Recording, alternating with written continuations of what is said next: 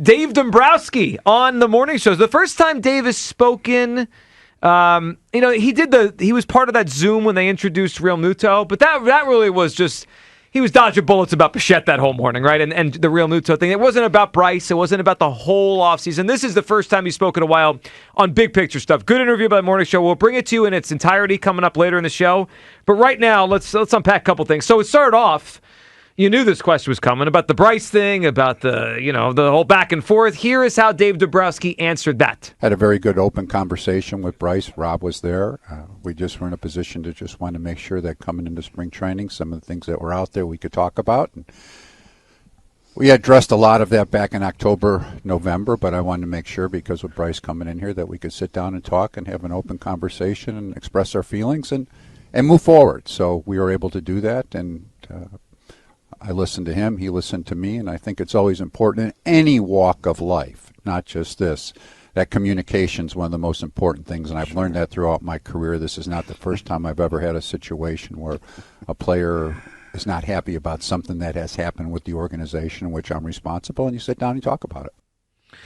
All right, a couple of things struck me there. Well, the first thing is, I think it's interesting that they waited till spring training. I mean, the technology's never been better to hop on in a FaceTime call and just talk for 20 minutes. So, all right. Yeah, and it sounded like he just, like, to be honest, it just sounded like he learned how to communicate, like, after the aftermath of the Bryce Harper thing. Also, maybe I'm reading too much into this. The way he framed the end, he said it's not the first time he's been in a situation where a player was upset in an organization where he's responsible. Hugh, you could read that two ways. He's either saying he's responsible for the organization, a player is upset, he's got to deal with it, or do you think he was admitting he's responsible for the reason why Bryce Harper's upset?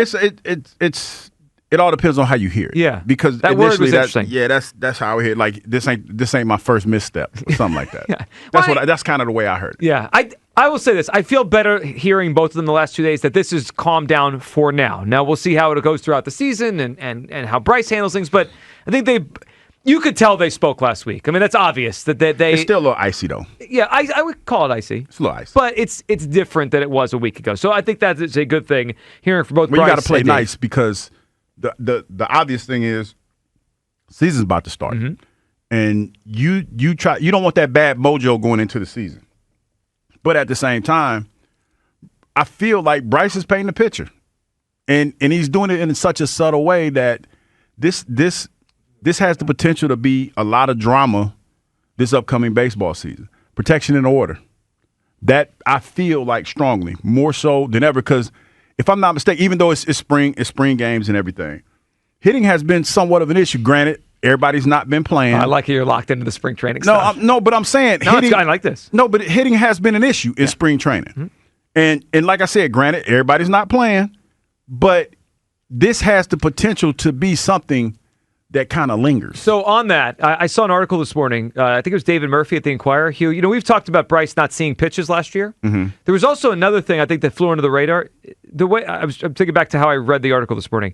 I think Bryce had a higher percentage of being stranded on base than any hitter at the top of any lineup. And what I mean by that is, like, the percentage of time he got on base compared to how often he got home was lower than anybody that had that many plate appearances. So basically, he got on base. He just didn't have anybody to send him, bring him home. Yeah, like most times he got on base, the inning ended with him jogging off the field because they didn't knock him in. Stranded. Stranded, exactly. That was last year. All right, more from Dombrowski here, specifically on all of us saying that they ran it back. How does Dave react to those claims out there by us in the city? Here it is. Well, I think, first of all, it's always interesting.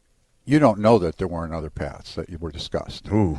There probably were a lot of conversations we had this winter time. This one became public, right? Yeah. But we always had, we had numerous conversations in the winter time. But I think you have to be careful when you're in my spot where you say, we're going to make a change to make a change, unless you think it's really the right thing to do. Yep.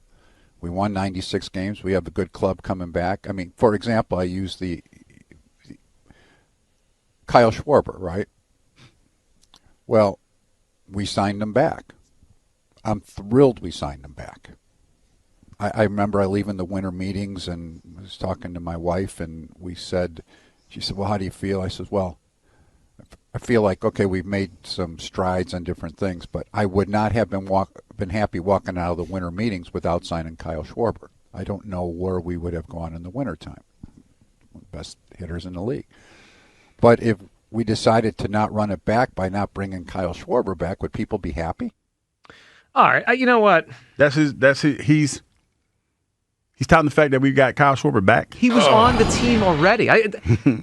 For an executive that's been in the major leagues as long as Dave Dombrowski is, he can't read that. Like read the room, man. Read the room. Read the fan base. No one's going to get excited about bringing back a player that was already on the team. I understand the machinations of it. He entered free agency, so for 3 weeks he wasn't a Philly. I get it. But they didn't add anything to Kyle Schwarber. That's the problem. Also, many times during the interview, I felt like he was almost saying, like, what did you want me to do? But that's your job. It's not my job to present you options. In fact, we did that on the show. I gave him 5 names. He didn't get any of those guys. Like, that's your job. You have to unearth the players. Yeah. All we could say is, well, I think they're weak here, they're weak there. Maybe they could upgrade. I mean, that's what we do as fans. I mean, I could present you names that I know in baseball, but it's your job to find value and figure out where you can make a trade with someone, or you could find an undervalued player, Hugh, and sign them in free agency. That's not my job. That's his. You know what the unfortunate thing about this is? Because, like, when you compare and contrast, because that's what we do as fans. We looking at other people's grass and we see what other people are doing.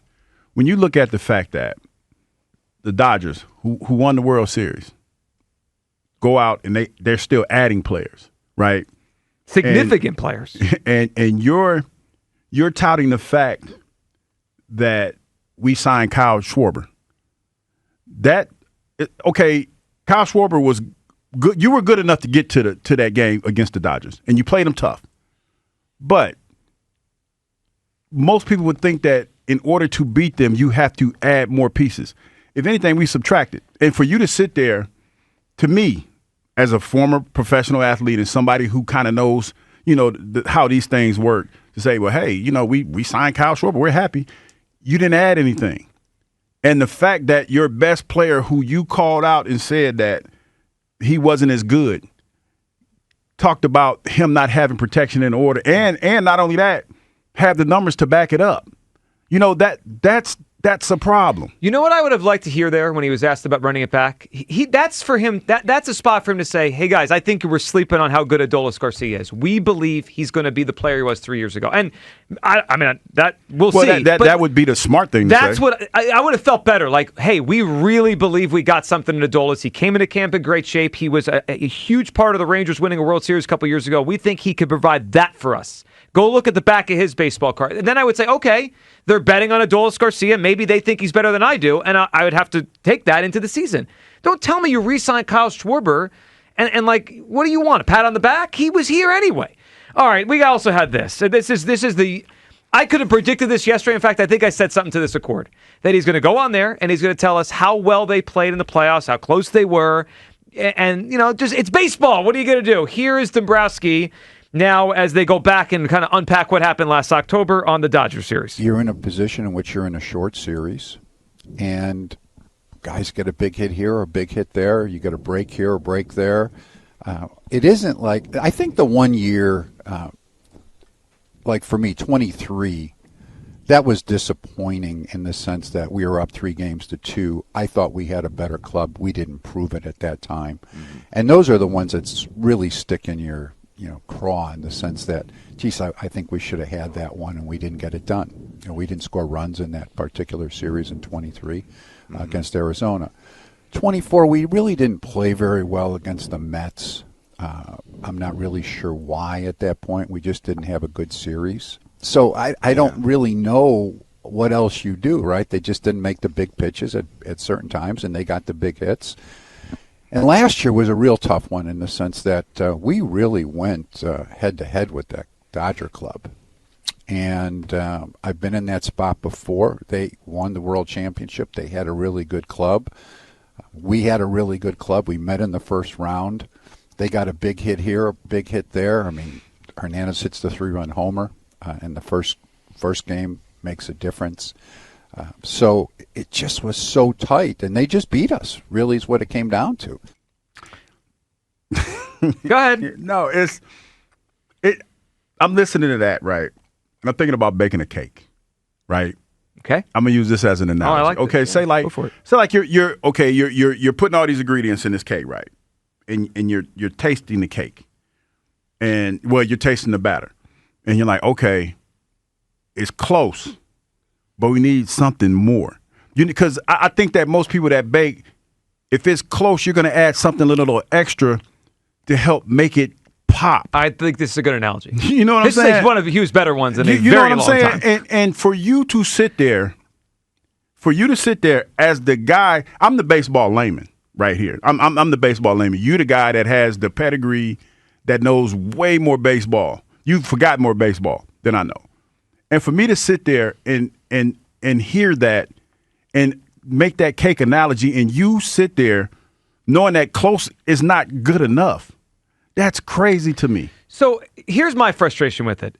We keep having the same. He almost makes it sound random what happens in October, as if they don't have any control over it. And you know what? Dodgers got a hit, we didn't. Well, why? But to a certain extent, he's right.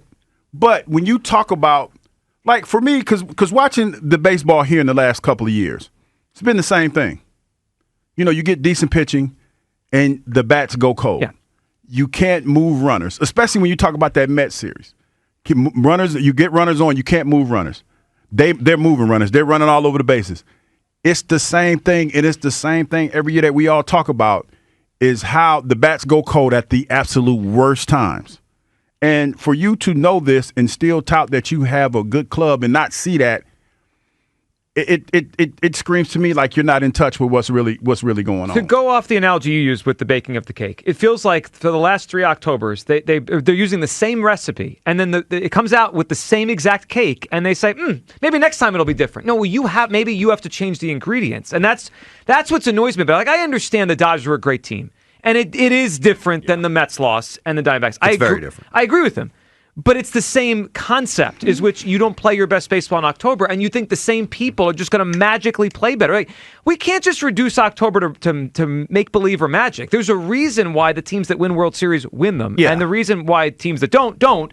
And it just feels like Dave thinks, well, maybe this year we'll just have it. Well, maybe, or maybe you need to change the mix to have it, Dave. I understand that, and in terms of how we view this offseason based off of how close we were, which I do believe we were, to the Dodgers, as painful as that sounds to hear. But the Dodgers got better. We didn't. Yes. We didn't get much better. So that's the reality of it. I understand that. Looking at it from that perspective, I totally understand. That bothers me. But man, when he was talking yesterday, all I could think back to was exactly what I was saying after that series. And I know it was painful at the time for everybody to hear, but we got to stop lumping that Dodgers loss in with the loss to the Mets and the Diamondbacks. Like, we should have won those 2 series. The Dodgers won, we just lost to a better team. The Dodgers were just better than us. And, like, that's okay sometimes. It's okay. But you know what's not okay? It wasn't a complete failure or disaster that they lost to the freaking Dodgers. I give you that. Okay, it wasn't. Can we grow up? But they also screwed up in huge moments. The Trey throw home, the Castellanos base running play, and then obviously, I mean, we don't want to talk about it because it hurts, but like Kirkring threw the ball to the backstop. But then that's where you do whittle it down to a 5-game series. And I know that annoys people that say, it's just random, it's a 5-game series. That's where that stuff becomes... That's where that stuff matters. The Dodgers made those little plays. Yeah. We didn't. You know why? Because the Dodgers are better. Well, they are, but I guess maybe it was just me. I got frustrated some at the Hernandez home run. Yeah. No, home runs happen. That's every game in baseball. The plays that lost the series were Turner's defensive play, the base running disaster with the wheel play, and then Kirkering. I completely agree, and that's why. And everybody got mad at me when I said after that series that this was like I let the bats off the hook a little bit because we ran into good pitching. Kyle Dombrowski. I'm sorry, this wasn't Brandon Pfaadt carving us up in the Diamondback series. This wasn't us losing to Kodai Senga, who tried to walk 15 guys in his outing, and we swung at everything. Game 3. I know. That was annoying. Like, that stuff was annoying. Yeah. That shouldn't happen. But, like, getting dominated by Yamamoto, Blake Snell, like, that Dodgers pitching staff, like, that's okay. I know. That's okay. I'm just the yearly Dombrowski You know what's excuse making. You know is what's enough. not okay? To sit there and say, we lost a tough game and then run it back the same way it was, that's not okay. I agree. And if you want to look at it from the perspective of then why didn't you do anything this offseason, I'm completely with you. Yeah, I'm completely with you. They should have. Dave should have, if I were Dave, I would have looked at it in a similar way. But then I would have told myself, okay, since we're that close, how do I get closer? Make the team better. Yeah, get over the hump. How do I get over the hump? Yeah, and how about do it instead of asking the WIP morning show how you would have done it? It's not Joe DeCamera's job to have a way to fix the Phillies. Well, see, that's the thing. It's yours. Because it's like it's kind of like I know more than you do. So what would you do? Right. Because I know baseball. You don't know. What would you do? And it's obvious. Here's where it stings, I think, for most people. Because it's obvious that you felt that this team wasn't good enough because of the whole Bo Bichette thing. That's the one they can't run from because we know they tried. We know you tried to make that better. And then for you to sit there, because, you do know more baseball than most people that you're talking to. But to sit there and say, to validate what you've done so far up until this point and validate the fact that the team is good, we already know going up against the Dodgers, you're probably not as good as they are. Because at that point, you know what you're doing? You're hoping and wishing.